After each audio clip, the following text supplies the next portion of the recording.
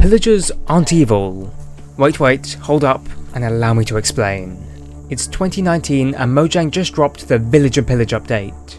New villagers, new trades, and of course the so-called evil pillagers. These monsters raid villages, relentlessly attacking until all the terrified villagers are dead. They come in waves, and they have one sole objective: erase every lost villager. They also build these ominous outposts, complete with imprisoned allays and iron golems. And if you even think about stepping near, well, they'll be more than happy to show you their crossbows. Or you might run into them randomly as they patrol the world, looking like they're on a very aggressive sightseeing tour. And yes, they'll attack you on sight, because nothing says a friendly hello like a crossbow to the face. They are always armed and dangerous. Even in their original concept art, they were depicted as evil pirates. So yeah, they clearly seem pretty evil, right?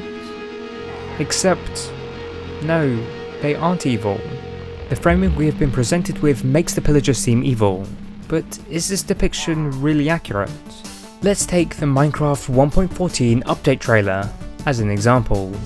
It shows a happy little village, everything's great, the villagers are thriving, but then the evil pillagers show up, and it's complete chaos. The villagers are running about, they're screaming, and worst of all, they aren't subscribing. It's truly the worst possible outcome. But when the player emerges and kills all the pillagers, it's a victory, and the villagers celebrate. They're literally happy that the pillagers are dead. That's kind of messed up, right? Like, you shouldn't be celebrating the complete annihilation of some entities just because you don't like them. So maybe we only see the pillagers as evil because we side with the villagers. I mean, seriously, think about it objectively. Who's actually the bad guy here? So let's look at it from the pillagers' perspective. They're just hanging out in their outposts, patrolling the land. They're not looking for trouble, but then out of nowhere some random player shows up, breaking into their home. Whoa, who's this guy? What's he doing with my loot? Why is he breaking my stuff? Nepal, man. Nepal. So naturally, they defend themselves. If someone broke into your home, you'd probably get a little hostile too, right? Self-defense is a basic right, even for these evil pillagers. Okay, but what about the raids? They're clearly evil there, right? Well, again, let's look a little deeper. It all starts when you, the player, drink an ominous potion. It's a weird ritualistic thing that you decided to do. The pillagers didn't control this, and they don't even know that this happened. Then you stroll into a village with bad omen. Again, the pillagers have no clue that this happens. The raid omen effects begin to tick down. And yet again, the pillagers didn't cause this, and they're completely unaware of it.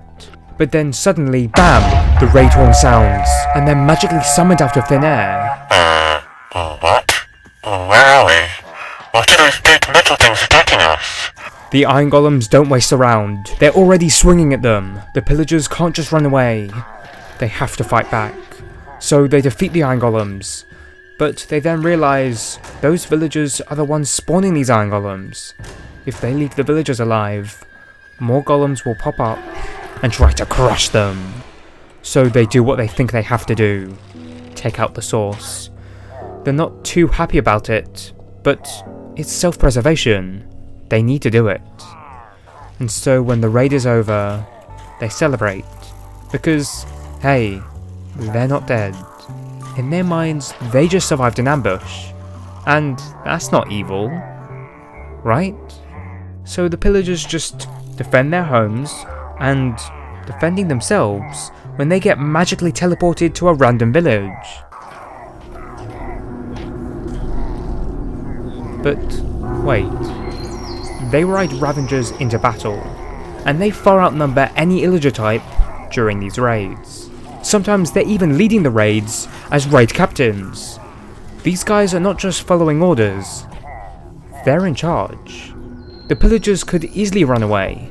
They're stronger and more numerous than their leaders, And even the villagers, they could go against orders, stop the raids, but they don't. They continue with the raids, even though they could stop it. Why? Well, because deep down, they actually agree with the raids.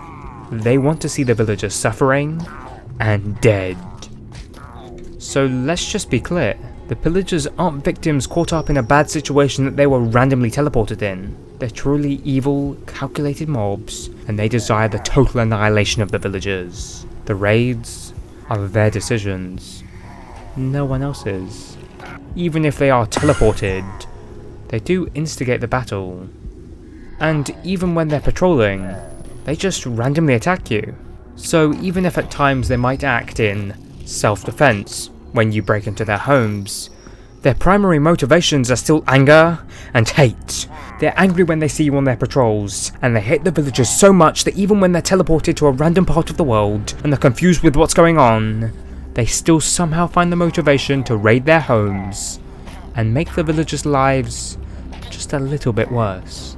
Even if they know that they're going to lose, they don't care. They want the villagers to suffer. The pillagers are evil to their very core, and they do not want peace. They thrive off war.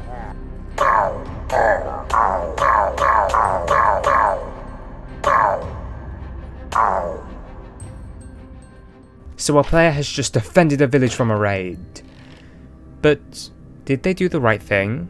The villagers aren't exactly angels either. They celebrate the death of the pillagers. They also refuse to make peace, and they lack the subscribe button. Also, let's face it, they're kind of scammers.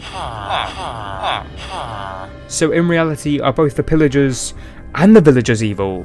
Well, actually consider watching this video to understand the villagers' not so secret evil side.